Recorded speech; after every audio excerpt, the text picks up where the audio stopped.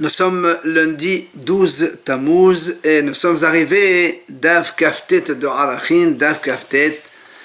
On est arrivé à la 6e ligne. Rabbi Yehuda ben Betera Omer Stam Haramim Levedek Habayit. Rappelez-vous, dans la Mishnah, on a vu hier. Mahloket entre Tanakama et Rabbi Yehuda. Entre Rabbi Yehuda et Hachamim. Rabbi Yehuda dit quand on fait Herem, c'est pour le Bedek Habayit, puisque le pasuk dit Kol Herem Kodesh Kadashim Lashem. Hachamim ils disent non, les Haramim ils vont au Kohanim. Pourquoi? Parce que eux aussi ils ont amené un pasuk qui a marqué que la Kohen Tehi Ahuzato. Ils ont dit c'est marqué pour le Kohen. Alors on a posé la question à Hachamim, mais qu'est-ce que vous faites avec le pasuk Chodesh Kadashim Lashem? On a répondu que les Haramim ça marche aussi sur les Kadashim ou Kadashim Kalim ou Kodesh Kadashim. Si quelqu'un il a fait un korban, etc., après il le fait Herem, il doit payer aussi. C'est pour ça que la Gemara dit comme ça. Donc, on a Bishlama, Rabana, Ketrama, Fashe, Tamayo, Betama, de Rabbi Yehuda, Ben Betera. La Gemara dit, on comprend, Hachamim, ils ont expliqué leur argument à eux, comme quand il y a marqué le pasuk, Hedem la Kohanim, c'est pour le Kohanim. Ils ont aussi expliqué le pasuk de Rabbi Yehuda, Ben Betera, quand il y a marqué Kodesh Kadashim Lashem. Ils te disent, c'est pour te dire que les Haramim, ça existe aussi sur les Kadashim, sur les Korbanot. Et là, Rabbi Yehuda ben Betera, mais Rabbi Yehuda ben Betera, qu'est-ce qu'il fait lui, Rabbi Yehuda ben Betera, avec le pasuk dans lequel il y a marqué que la Kohanim? Alors lui, il a dit que les Haramim, c'est pour le Bet Chabad, pour le Bet Amikdash. Alors il te répond, mais va y aller, l'Hdetania. Il a besoin pour la Braïta qui a enseigné la chose suivante. Qu'est-ce qu'elle a dit? L'Hdetania, c'est marqué dans le pasuk. Justement, comme il y a marqué la Kohen, qu'est-ce que le pasuk qui vient nous apprendre ici? L'enseignement suivant. Il dit, imaginons un Kohen qui a reçu un Herem, par exemple un monsieur qui a fait Herem de son terrain, et donc c'est parti au Kohanim, et après le Kohen il a été mardish ce terrain. Après, qu'est-ce qu'il va dire le Kohen? Chez le Omar, il va dire le Kohen, pour ne pas que le Kohen dise, puisque ce terrain de toute façon, Oyovel va chez le Kohanim comme tous les terrains Houza. Et maintenant, on va dire, maintenant qu'elle est chez moi et c'est moi qui l'ai fait Herem, elle reste chez moi et c'est tout. Pourquoi? Parce qu'il va dire, Vedinu, je fais qu'Allah, Beshel Aherim, Ani Zoche, Beshel Asmin Achol Shik'en.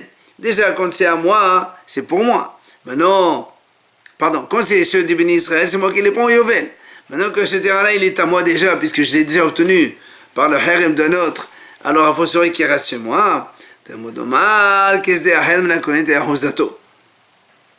C'est pas ça le passage qui dit. Ce terrain que le Kohen il a eu, il sera comme Zdeh Herem. Alors il dit, qu'est-ce qu'on a appris? On a appris de Zdeh Herem. Alors, on m'a dit en vérité, en fait, nous, on croit au début qu'il est venu pour enseigner sur l'autre. C'est-à-dire, le Zdeh Herem, il vient enseigner sur le Zdeh Houza. Mais après, c'est lui-même qui apprend de Zdeh Houza. Quoi? Makish, c'est le Zdeh Houza c'est l'Israël. On compare le Zdeh Herem que le Kohen il a eu, comme le Zdeh Houza d'Israël. C'est-à-dire, de la même façon que le terrain Houza, un terrain donc Israël il a fait Herem, eh bien il va aller donc se partager entre les Kohanim, même le CD Harmo Herem d'un Kohanim, donc de ce pasuk là on a appris que quoi? Qu'un Kohen qui a eu un terrain à travers un Herem d'un Israël, que le Kohen est donc maintenant le Herem il est à lui, le terrain il est à lui. Si le Kohen il est mardish, eh bien, il ne garde pas le terrain pour lui au Yovel, il sera distribué à tout le groupe de Kohanim qui est donc à ce moment-là. Alors là, on a dit très bien. Maintenant, on a vu comment Rabbi Yehuda ben Betera il a utilisé le pasuk, le deuxième, pour apprendre ce qu'il a appris, comme on vient de le montrer. Maintenant, Ve'edach et les Hachamim, alors comment ils apprennent cet enseignement? Puisque eux, ils ont déjà donné les deux explications au pasuk. Alors ils te disent, mais Herem ha-Herem. Parce qu'il y a marqué Kisde ha-Herem. Le He en plus, ils apprennent cet enseignement supplémentaire. Veda et l'autre, alors Rabbi Yehuda ben Betera, qu'est-ce qu'il fait avec ce He en plus? Il te dit, il n'apprend pas de ça rien du tout, lui. Maintenant,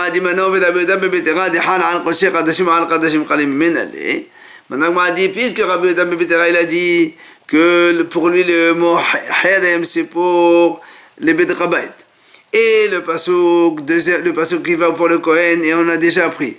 Comment il apprend l'enseignement que quand on fait un Harem, même sur les Korbanot, ça marche, comme ils ont dit les Haramim. Comment il apprend ça? Alors il te répond, ça va aller que Rabbi Ishmael. Lui il pense, comme Rabbi Ishmael, on va voir l'enseignement de Rabbi Ishmael dans la Mishnah un peu plus bas, juste avant la fin du Perek, que là-bas il va apprendre donc Rabbi Ishmael, effectivement, qu'on peut faire Harem même sur le Korbanot. Amar Rav, il vient Rav et nous dit, Halacha que Rabbi Yehuda ben Betera. C'est-à-dire la halacha, est comme Rabbi Yehuda ben Betera, que le Harem il va au Beit Kabait. Alors là, on m'a posé une question, comment? Verav, Shaviq Rabbanan, Ve'avid que Rabbi Yehuda ben Betera. Comment? Rav, il laisse tomber les Haramim, il fait comme Rabbi Yehuda, il reste le Rabbim, il fait comme Yahid. Alors que les Haramim, eux, ils ont dit que le Harem c'est le Kohanim. Comment toi tu dis la halacha comme Rabbi Yehuda tout seul? Alors il répond la Gemara, Braïta Ifkatania. En fait, Rav, il a trouvé une Braïta qui dit le contraire. C'est-à-dire la Braïta a dit là-bas que c'est Hachamim qui ont dit. Hachamim, ils ont dit le Harem pour le Beit Kabait et Rabbi Yehuda c'est pour les Kohanim. Alors la Gemara a dit alors, Shaviq Matidin Ve'avid Kevdaïta, et alors il laisse tomber la Mishnah, il fait comme la Braïta. Qui a dit que la Braïta a raison? En général, c'est la Mishnah qui est plus sûre. Alors la Gemara répondra, Matidin Amif Katan. Il dira, mon verre, il a eu dans ce Mishnah aussi contraire. Donc le contraire de ce qu'on a eu, c'est que c'est les Hachamim qui disent au Beit Kabait, et Rabbi Yehuda ben dit que pour les Kohanim. Alors on m'a dit, Ma'hazid Avkat Matidin Meqami Braïta. Alors on m'a dit, pourquoi tu veux inverser notre Mishnah pour qu'elle soit comme la Braïta? Au contraire, il faut inverser la Braïta pour qu'elle soit comme notre Mishnah. Alors on m'a dit, non, Matitin, Rav, Gamre, Gamir. On m'a dit, non, Rav, il a étudié la Mishnah de se mettre comme ça. C'est pas qu'il a inversé, il n'a pas inversé. Alors on m'a dit, si c'est comme ça, Yahi, que la Beda Bebetera, que la banane Mevaile. Alors pourquoi il dit la halakha comme Rabbi ben Betera, si les Hachamim ils ont dit dans la Mishnah le contraire, que eux-mêmes ils ont dit les Beret de Rabbaït. Il fallait que Rav dise la halakha comme les Hachamim. Alors là on a dit Achiram, voilà comment il voulait dire en vérité. Les Maïdev qui devaient être selon la version qu'on a inversée et qu'on a mis Rabbi Yehuda ben Betera, il a dit Bet Rabbaït, c'est pour ça qu'il a dit la halakha comme Rabbi Yehuda. Mais en vérité, nous c'est que la version vraie c'est celle que les Hachamim, ils ont dit les Beit Rabait. Et c'est comme ça que Rav, il a dit, la halakha comme Rabbi Yehuda ben Betera, qui en fait, c'est les Hachamim qui ont dit pour les Beit Rabait. La Gemara raconte, il y a un monsieur, il a fait Harem, tous ses biens, dans la ville de Pomdita, à Bavel. Il est allé voir Rabbi Yehuda. Amale, il lui a dit Rabbi Yehuda, écoute, tu prends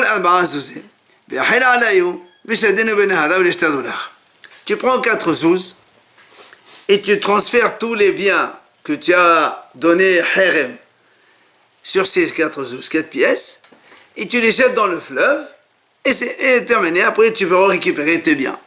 Ça veut dire, selon cet avis-là, c'est ce que la Gemara a dit, Alma, parce que si c'est pour les Kohanim, si tu as donné aux Kohanim, tu ne peux plus les répondre. Mais quand tu donnes le Beit Hamikdash et que maintenant le Beit Hamikdash il n'y est pas là, alors tu rachètes sur un peu d'argent et après tu transfères la Kedusha dans cet argent et tu jettes dans un fleuve comme ça personne ne peut en profiter et tu récupères tes biens. Donc c'est ce que dit la Gemara. Donc il pense que Sam Haramim c'est pour le Beit Rabait, pas pour les Kohanim. Alors la Gemara dit Keman, comment il lui a donné cette solution Rabbi Yehuda à ce monsieur? Qui Shmuel, c'est comme Shmuel. Pourquoi? Parce que lui, quand il a donné à Harem tous ses biens, combien ça coûte ses biens? Maintenant 100 000 euros. Il lui dit, tu prends 4 zouz, qu'est-ce que c'est quoi ça? 4 zouz. Alors il dit, oui, Shmuel il a dit, De'amar, Hekdesh, Shave Mané, Shehilelo, Shave Plota, Mehulal. Shmuel il a dit, si quelqu'un, il a transféré la Kedusha d'un bien, même sur une prota, alors qu'il vaut beaucoup plus, c'est valable. Donc ça aussi, c'est pour ça que c'est valable. Alors l'Agma a dit, mais non, c'est pas pareil. Et mort de Amar Shmuel, Shehilelo, Lechatela me Amar. Il dit, Shmuel, il a dit ça, si quelqu'un il a fait a posteriori, il s'est trompé. Et on a dit que ça marche. Mais tu ne peux pas montrer à quelqu'un de transférer a priori un bien qui coûte 100 000 sur 1 euro, c'est pas possible. Alors l'Agma a dit, c'est vrai, tu as raison. C'est vrai qu'a priori, quand on veut transférer des biens sur de l'argent, il faut prendre la même valeur. Mais quand, c'est quand il y a le Beth Amikdash et que quelqu'un il offre ses biens au Beth Amikdash et le Beth Amikdash existe, là effectivement s'il veut les racheter, il faut les racheter au prix réel. Des cas psida, parce que là évidemment, si tu donnes 100 000 euros au Beth Amikdash, après tu récupères pour 1 euro, évidemment le Beth Amikdash il perd. C'est pas ça qu'on ne permet pas. Aval, Bazman Hazé, mais maintenant qu'il n'y a pas le Beth Amikdash de toute façon, aval le Lechatila, même les Lechatila, on peut transférer 100 000 sur donc quelques pièces seulement. Ça marche pas, non, s'il a offert tous ses biens. Hein? On avait dit que ça marchait pas si... Si, quand il a transféré, il a donné Harem. Et toi tu dis que c'est pour le Beth Kabbalah, c'est pour le Beth Amikdash. Et le Beth Amikdash n'existe pas. Alors tu les rachètes et tu les récupères. Il y a une raison pour 4 zouz. Alors justement, la m'a dit Achef le protanami. La m'a dit pourquoi Shmuel il a dit prota, pourquoi il a dit 4 zouz?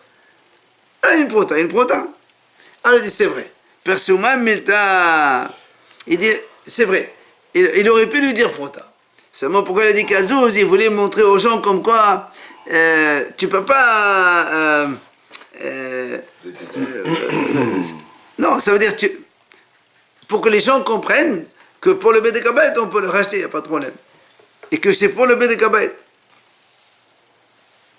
Amar, on l'a dit comme ça. Et Havayatam, si moi j'étais là-bas dans cette ville-là, Havayim Kulu le Kohanim, j'aurais donné tous ces biens aux Kohanim. Parce que lui, il pense que les Harim, c'est pour les Kohanim. C'est ce que l'Agma a dit. Stam Haramim, les Kohanim. Donc, par rapport à Rav Yehuda qui a dit Haramim pour le Beth Kabbalah, on a dit Haramim, c'est pour les Kohanim. Alors, l'Agma a mis à l'objet. L'Agma le ramène ici dans une brette, c'est marqué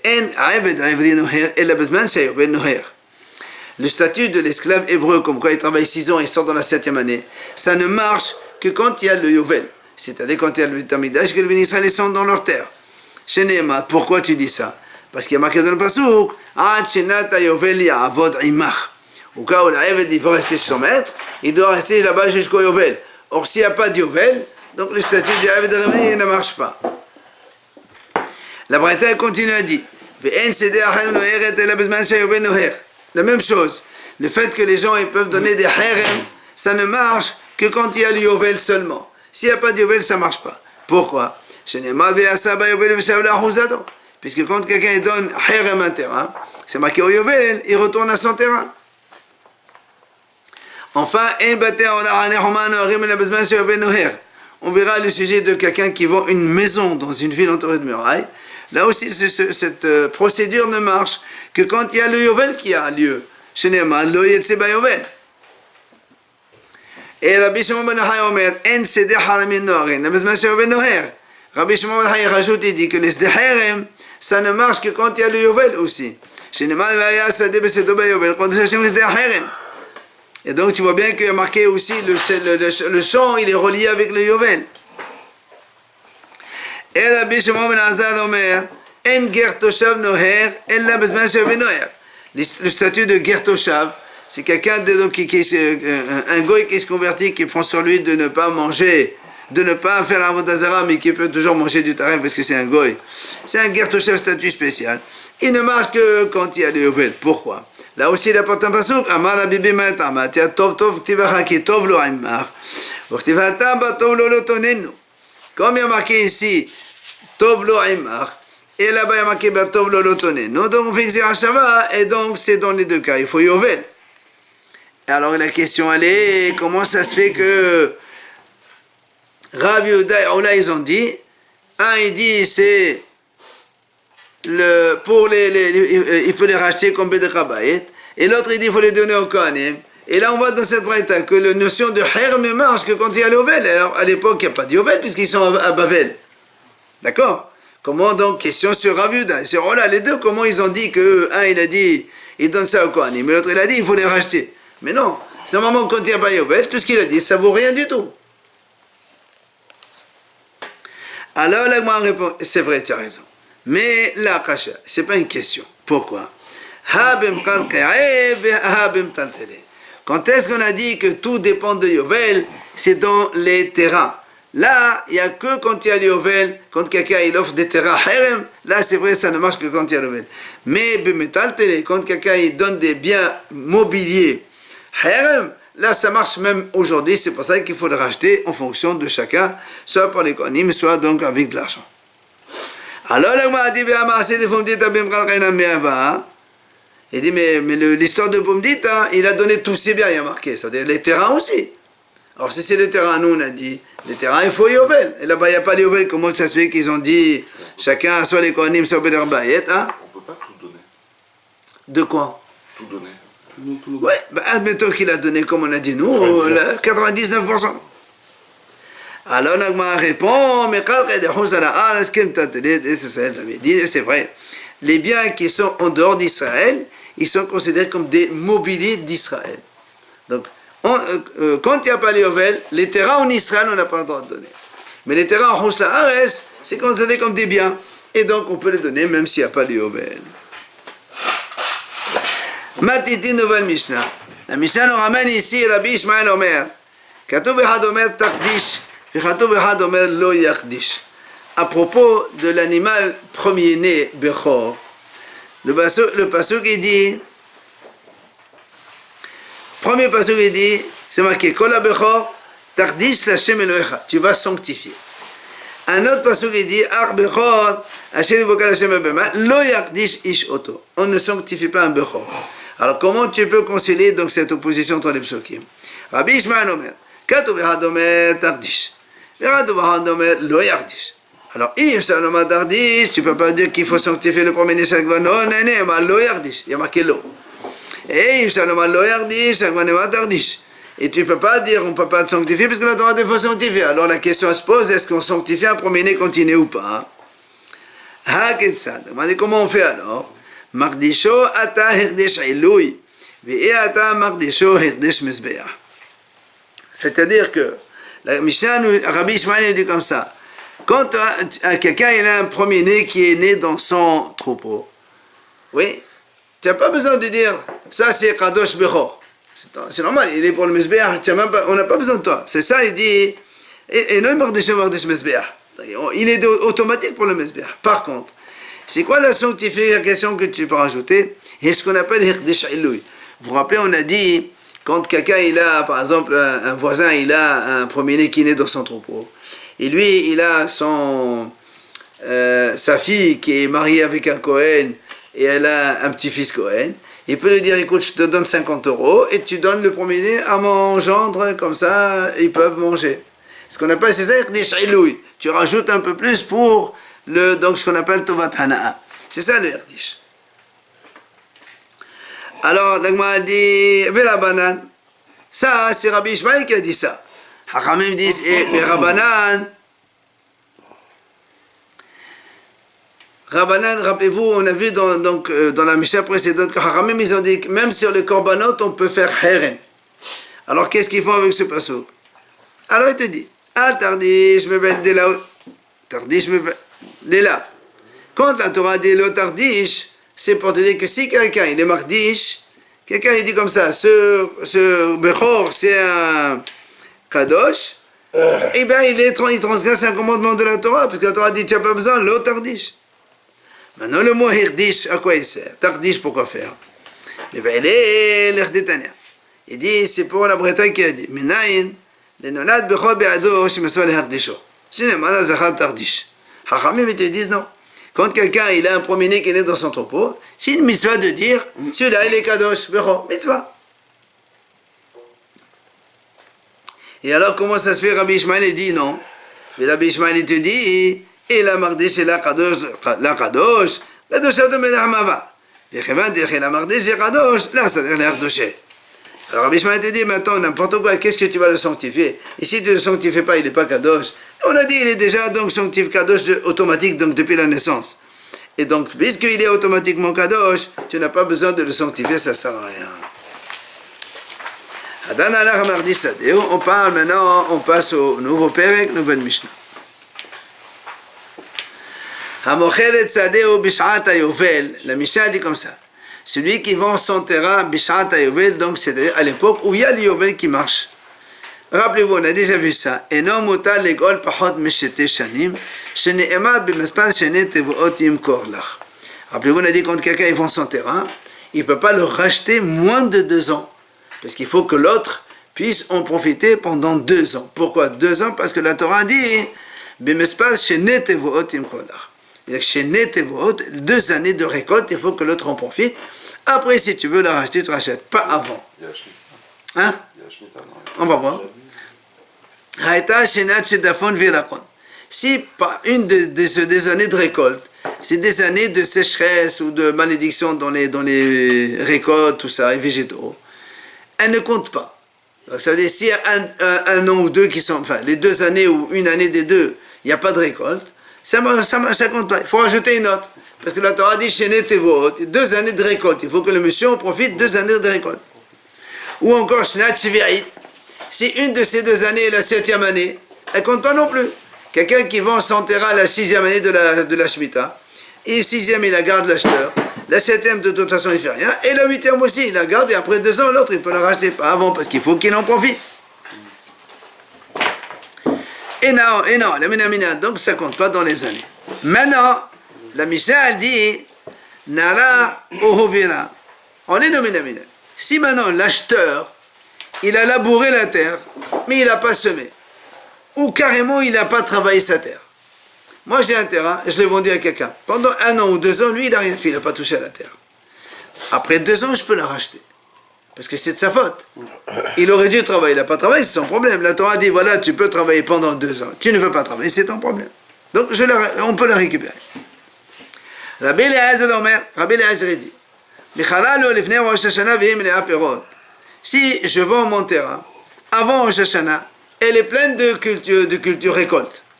Je ne l'ai pas encore moissonné moi. Alors l'acheteur, comme il va me la rendre après Rosh Hashanah, donc dans 2 ans, il va en profiter de 3 récoltes. C'est pas grave. D'accord? Même s'il mange 3 récoltes, il est censé qu'il la garde pendant 2 ans minimum. La Gemara nous dit comme ça. On a dit dans la Mishnah, il y a marqué là-bas, celui qui vend son terrain, donc quand il y a l'Ovel, il y a marqué dans la Mishnah, et non mutar ligol. C'est pas permis de racheter moins de 2 ans. La Gemara vient le précise, il dit, il y a marqué, c'est pas permis. Et no goel lo katan ele no mutar ligol. Il n'y a pas marqué, il ne doit pas racheter. Il y a marqué, c'est assourd de racheter. Alma kasavar et sodanami eka. Donc c'est une interdiction. C'est-à-dire, si quelqu'un, il va moins de 2 ans avant, il propose de l'argent, alors il dit voilà, je reprends mon terrain, il fait un péché. La Torah dit non, c'est non. Mais même si tu viens, tu lui montres les pièces, il dit voilà, tiens, tu veux, voilà, je la tire avec l'argent, c'est assaut. Celui qui a vendu son terrain, il fait un péché. Parce que la Torah dit non, 2 ans, c'est 2 ans. Et la Gemara continue,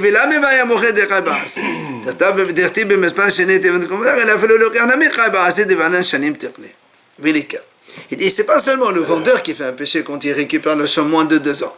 Même l'acheteur, si il revend son terrain qu'il a acheté moins de 2 ans, lui aussi il fait un péché. Pourquoi? Parce que la Torah dit, shanim tiqne. Le passage qui dit, quand tu achètes, il faut que tu regardes shanim, 2 ans minimum. Donc tu la vends avant, tu fais un péché toi aussi.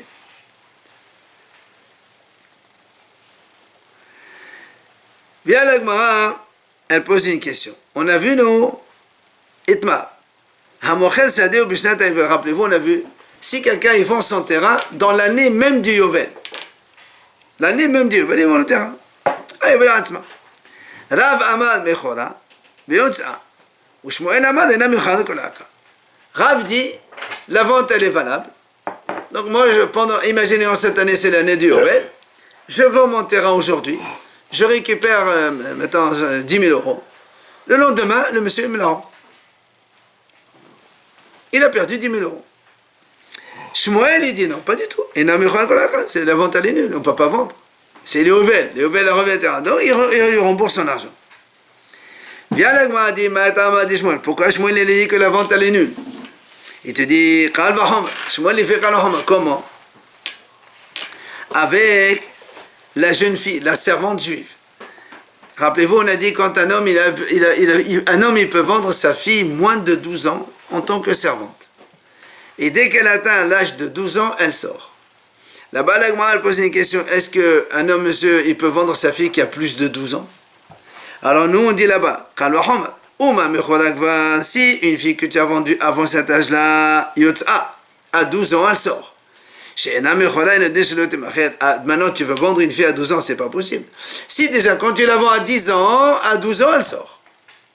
Maintenant, tu veux la vendre après 12 ans, c'est pas possible, ça marche pas. Donc là aussi, c'est pareil. Si déjà, tu la vends avant le Yovel, au Yovel, elle sort. Tu vas la vendre maintenant, c'est pas possible. Elle sort de suite, il n'y a pas de vente. Ça, c'est Shmuel. Et donc, il a dit, la vente, elle est nulle. Maintenant, là, il a dit, et Rav alors, comment ça se fait que Rav, il a dit, ça marche? Et qu'est-ce qu'il fait? Il y a bien Kal Hamad, on a vu avec la fille. La même chose, tu veux le Kal Hamad avec le terrain.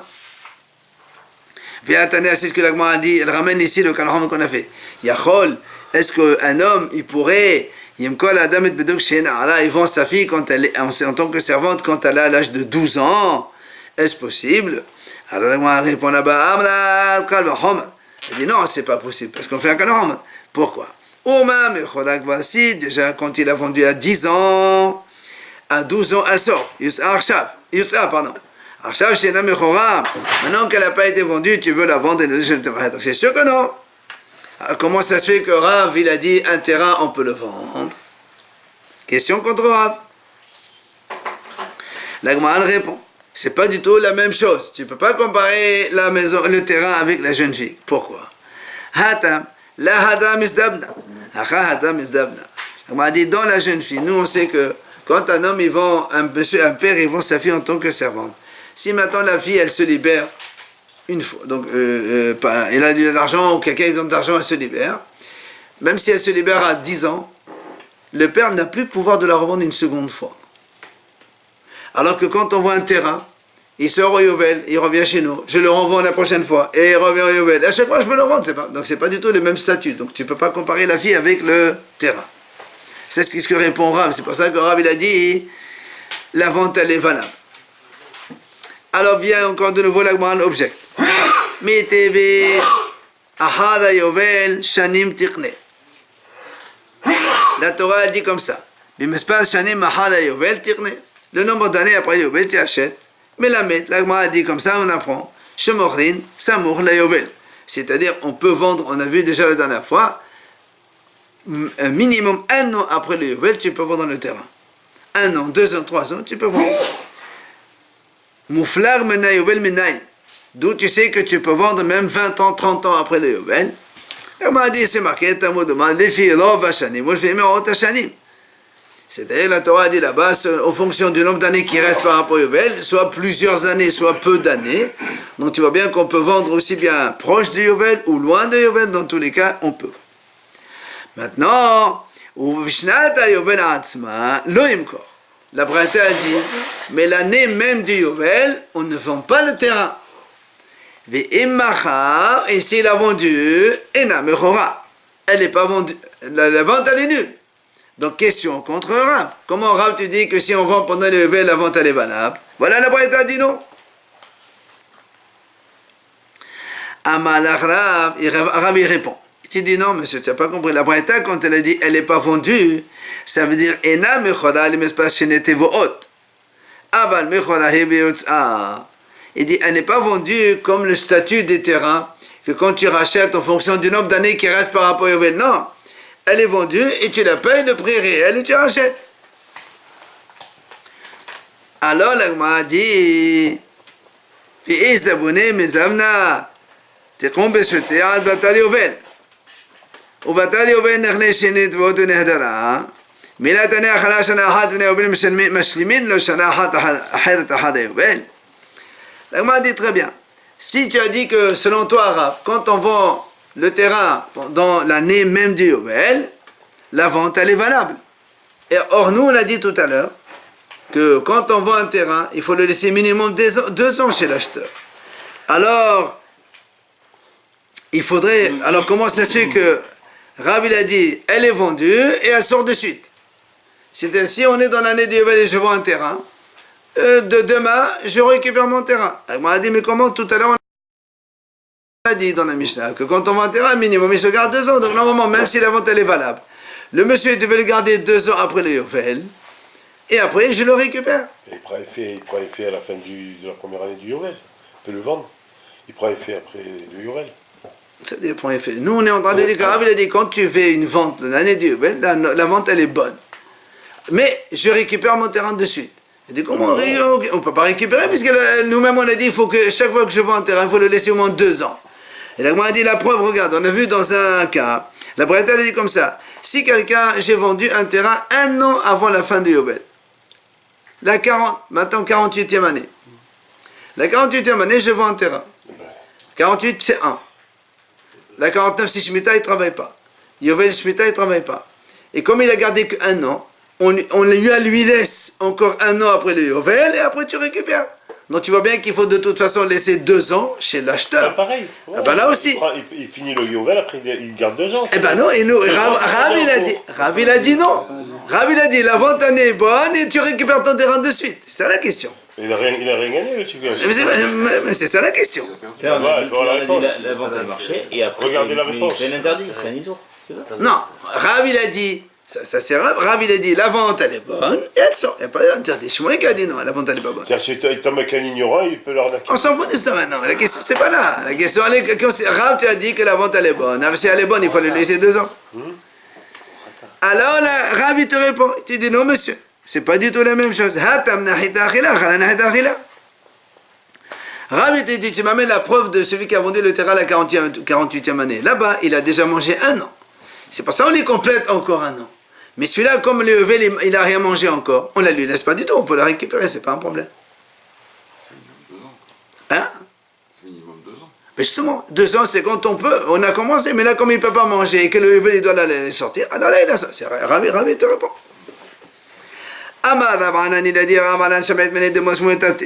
J'ai entendu 2 enseignements de Shmuel. Hadahach, là, c'est cet enseignement-là, comme quoi, donc, celui qui vend dans le Yovel, Shmuel, il a dit, la vente, elle est nulle. Vidach, deuxième enseignement que j'ai entendu de chez Shmuel. Celui qui vend son esclave hébreu à un goy, ou bien il le vend en dehors d'Israël, à quelqu'un, un autre juif, mais en dehors d'Israël, le serviteur, il sort libre. Ça veut dire que, étant donné que quand tu fais ça, le juif qui vend un esclave hébreu à un goy, il fait un péché parce qu'après il va l'empêcher de faire les mitzvot, parce que le goy ne laissera pas faire les mitzvot. Et quand tu le vends en Hossa, il fait une avera d'avoir fait quitter un juif d'Israël, ça aussi. C'est pour ça qu'on oblige, après, quand quelqu'un les récupère, et c'est les héros, donc l'esclave il sort libre. Ça, c'est les 2 enseignements que j'ai entendus. Il ne devait pas la racheter même 10 fois plus cher. Nahon, c'est vrai. Alors, après il a dit Ravanan, et j'ai entendu aussi, Hada hadesvine. Hada la hadesvine. Et j'ai entendu que, Shmuel il a dit, nous on a parlé ici de 2 choses. Celui qui vend le terrain, Shmuel il a dit la vente elle est nulle. Et celui qui vend l'esclave il sort libre. Alors, il dit comme ça. Et j'ai entendu que Shmuel a dit, la vente, elle est nulle. Ça veut dire que tu rembourses le type. Et l'autre, il dit non, la hadesbini, le monsieur, il garde l'argent. Mais il a dit, je ne sais pas lequel des 2. Alors, Amad Abi Yosef, il a dit, bah écoute, moi, on va essayer de comprendre. Donc, quelqu'un, il a dit, on rembourse, et donc, il a dit, donc, on ne rembourse pas. Mais comme c'est marqué dans la Braïta, il dit comme ça, la Braïta dit comme ça, celui qui vend son esclave en dehors d'Israël, comme on vient de dire maintenant, il sort libre. Mais imaginons, Réhouven, il avait l'esclave, il l'a vendu. Il vient à Shimon, il le rachète. D'accord? Il a dit, comme nous on a dit, Réhouven qui a vendu l'esclave, donc en dehors d'Israël, l'esclave il est libre. Seulement, quand Shimon il a racheté, pour le ramener en Israël. Alors comment il est libre? Il dit, c'est-à-dire qu'il il faut que Shimon, il fait un acte de libération. Ça veut dire il l'achète pour le libérer, quoi. Alors on a dit, alors puisque le deuxième qu'il a acheté, tu l'appelles son maître, un deuxième maître, ça veut dire que l'argent, il n'est pas remboursable. Puisque tu as dit que la vente, elle est bonne. Si le maître, il a acheté, donc la vente, elle est bonne. Et Shmuel, quand il a dit ici, c'est de la vente, elle est nulle, ça veut dire, là tu rembourses. Si je vends mon terrain, pendant l'année du Yovel, Shmuel dit la vente, elle est, imagine, je le vends. Quelqu'un, je vends, il me donne 10 000 euros. Shmuel dit, monsieur, ta vente, elle est nulle. Et l'argent? Tu rembourses. L'autre, il te rend ton terrain. Tu rembourses. La vente, elle est nulle. Il n'y a pas de vente. Donc ça veut dire, dans le Eved, la vente, elle est bonne. Et donc, on ne rembourse pas. C'est-à-dire que le maître qui a acheté, il a fait une mauvaise affaire. Il a acheté un esclave pour le libérer et l'autre, il ne va pas rembourser. Et dans le terrain, alors oui, on rembourse. Alors, le Gemara dit, Rav Hanan qui a dit, je ne sais pas, parce que ça c'est Rav Yosef, il a dit, voilà, je t'amène une bretta, je te montre que c'est comme ça. Et alors, on a dit Rav Hanan, pourquoi il n'a pas pu le faire lui-même tout seul, mais peut-être à la Shmi'ali. Et Dédé, il n'a pas entendu cette bretta, il ne savait pas, c'est pour ça qu'il n'a pas donc pu le comprendre tout seul. Alors, on a dit, qui t'a dit que Shmuel, il a dit que le terrain, la vente elle est nulle et on rembourse? Qui t'a dit que c'est comme ça? Peut-être que Dieu m'a maintenant. Peut-être que Shmuel, quand il a dit, si je vends mon terrain l'année de Yovel, la vente elle est nulle, et l'argent, tant pis. L'autre, il a acheté, et c'est comme un cadeau, il t'a fait cadeau. Tant pis. Pourquoi? Parce qu'on a vu le même cas. Où ça? Mais quelqu'un, il dit à sa sœur, à sa sœur, il lui donne 10 000 euros. Oui. Alors, qu'est-ce qui se passe? Rav Amar, elle rembourse. On sait très bien qu'on ne peut pas se marier avec sa sœur. Shmuel dit non, Marot Natana. Shmuel dit tout le monde sait qu'on ne peut pas se marier avec ta sœur. Pourquoi tu lui dis ça? En fait, il voulait lui donner cadeau. Donc Shmuel dit, donc tu vois bien que Shmuel dit que même si les kiddushin sont nuls, l'argent il reste. Là aussi, peut-être que Shmuel dit que la vente elle est nulle et l'argent, Hozrin. Inan Hozrin, pardon. Il était utile de dire que Mekodeshet, il ne peut pas lui donner tout simplement. Justement, la question quand il dit Mekodeshet, est-ce que ça marche ou pas? Lui, il donnait l'argent en tant que kiddushin. Et pourquoi? Pourquoi il faut rajouter Mekodeshet? Il a dit à sa sœur, tu es Mekodeshet avec cet argent et elle a pris l'argent. On fait quoi? Donc Rav, il dit, c'est n'importe quoi, il récupère son argent. Shmuel dit non. Alors on finit avec ça. Il pose des questions, il dit, je ne comprends pas. Quand il a dit tout à l'heure que moi j'ai vendu un esclave en dehors d'Israël, donc j'ai fait un péché, et l'esclave il sort libre. Shimon, il le rachète. Oui. Shimon, il le rachète, on a dit, Shimon, il doit le libérer. Donc il a perdu, on a dit, il a perdu son argent. Ok? Alors il dit pourquoi? Pourquoi tu punis Shimon l'acheteur? Tu n'as qu'à punir le vendeur. C'est-à-dire, moi, le premier qui ai vendu l'esclave, c'est à moi que tu dois me punir. Pourquoi tu punis Shimon, lui? Il n'a rien fait, au contraire. Je le fais revenir. Amalé, il lui a dit, il dit, c'est pas la souris qui vole, c'est le trou dans lequel la souris, elle met ces choses là-bas. C'est une image pour dire, la faute, c'est pas celui, c'est ça, la faute, s'il n'y avait pas un acheteur qui a acheté cet esclave, moi j'aurais pas pu vendre. Donc tu ne peux pas me punir à moi, c'est lui qui a fait la faute. Alors il lui dit, mais monsieur, s'il n'y a pas de souris, il n'y a pas de trou non plus. S'il n'y a pas de quoi mettre, où tu mets, la même chose.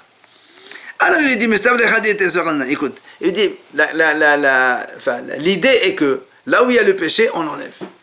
Or cet esclave qui normalement doit être libre, il est chez ce monsieur, alors on lui enlève donc l'esclave. Et donc c'est lui qui perd. Il n'avait qu'à ne pas acheter. D'accord? Allez. Le fait qu'il est libéré avant. Il a enlevé.